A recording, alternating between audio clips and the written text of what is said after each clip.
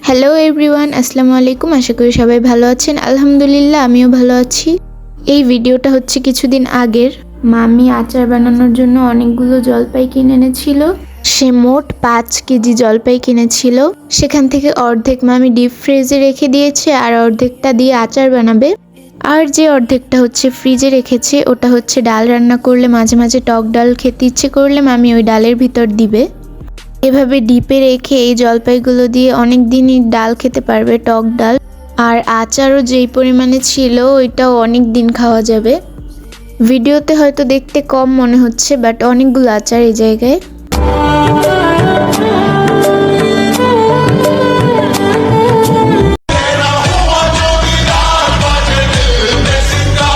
আশা করি সবাই ভালো থাকবেন।